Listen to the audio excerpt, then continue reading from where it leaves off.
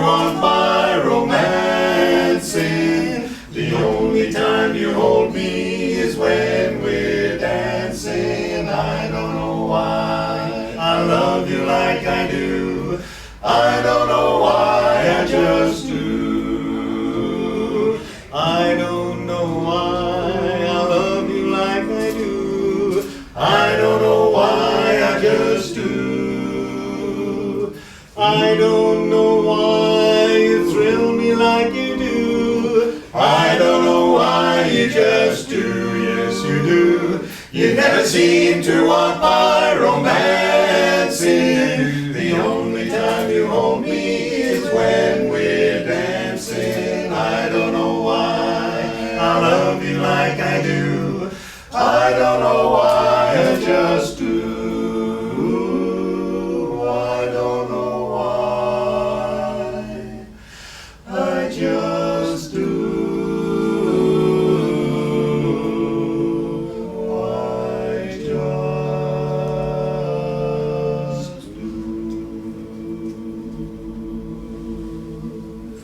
As I was considering the discussion points for this evening, there are a few short questions that I wanted to start with just to get things going.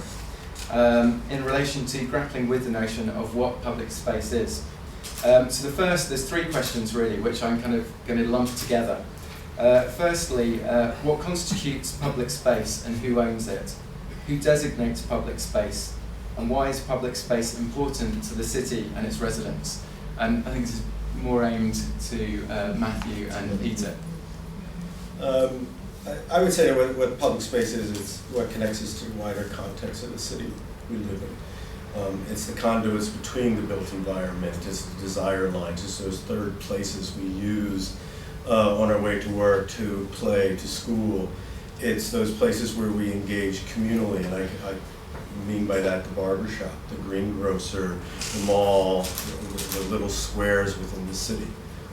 What makes them interesting or disinteresting, I think, are design issues, or issues of how we, as a city, as our culture develops, how we decide we're going to use them, or how we lay platforms down in which these places become more accessible and more usable to people. I don't believe anybody owns public space. I mean, that's a personal opinion, not probably a city statutory opinion.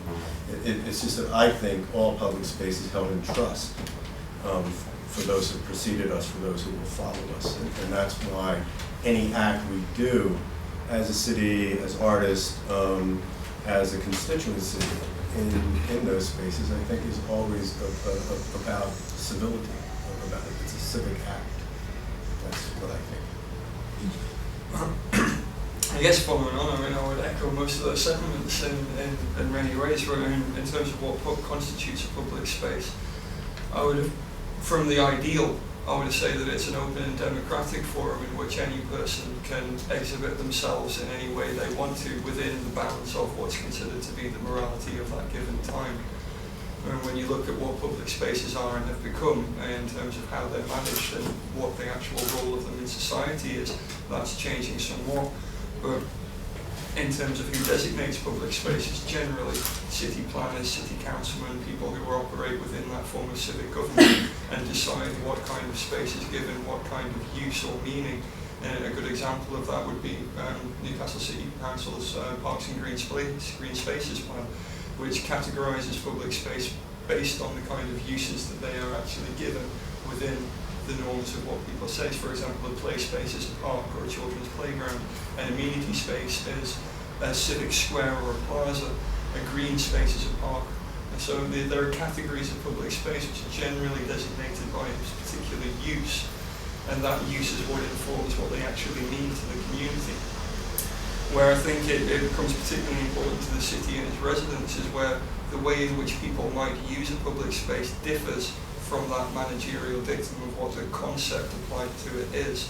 So, for example, when a public space is used creatively by people who don't necessarily fit with the idea that it's been given, then that can create tensions in how those spaces are then managed, and that can roll out in different ways, and how those are resolved.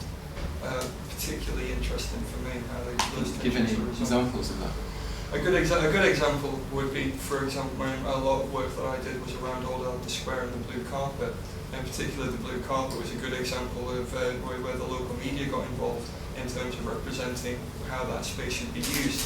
It was represented as a public art space linked to the gallery in lots of ways, and there was a different interpretation of what that meant from the investment that went into that space versus the uses that were then, within hours of it, be the barriers coming down, kids were skating on that environment.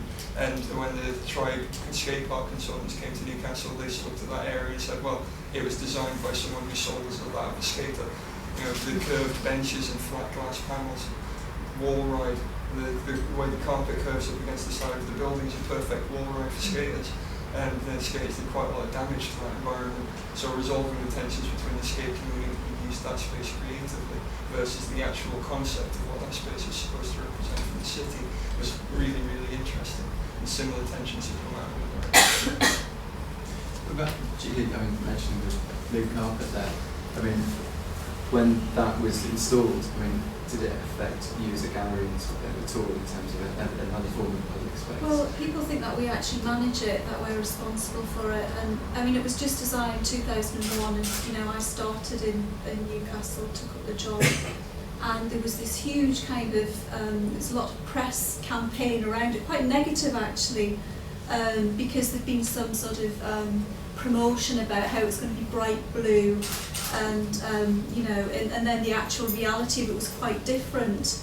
So it was quite negative in some ways for the gallery, and actually it was a bit of a shame because there was a lot of positive things about that public space. It actually was creating a public space where there wasn't one before, and now people actually use it to have their lunch and to meet, and it depends on the weather of course, but it's become a very positive aspect to the gallery in that sense.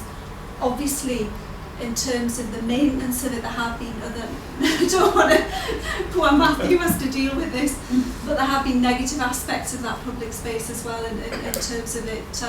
The materials that were originally used weren't really fit for purpose, and we've all sort of suffered the consequences of that in terms of the complaints from public. But generally the whole idea behind the carpet was extremely positive. It was, there was traffic park there before, and there wasn't anywhere for anybody to meet. But it's just a shame that it wasn't, in terms of the use of the materials and the management of it, that wasn't actually thought through more fully. Is that? Well, yeah, I came here in 2004. I don't like to get too heavy and criticize other people's decisions. However, my experience of 30 years of doing public art, there should be I have this saying called "nothing precious allowed," and I also mean the artist. Artist ideas in the public realm have to adapt. Every action is a collaborative action.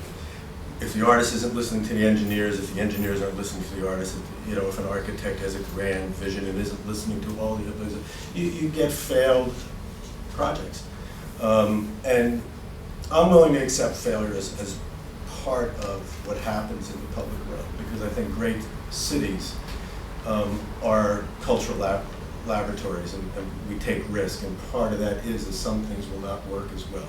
The thing is, we have to learn and move on. So for me, whenever we do these projects, we really need at the beginning to look at the platform, the infrastructure we're going to work from.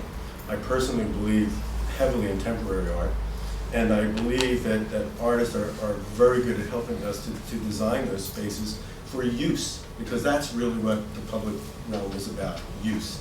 So if I know that a certain time of year it's really sunny and skateboarders are going to use that space, I don't mind designing for that and understanding that that's part of the use. I think we need to use multifaceted lighting so that people who do performance art, et cetera, can come, including the little community theater to the small troupe. They walk down to a nice square, they plug in, and they can perform, because we don't need the big noisy generators. We can do it. We can put the projectors on the walls. We can do it. Those are the things we have to do in planning. Those are the things I think we're as a city struggling with right now.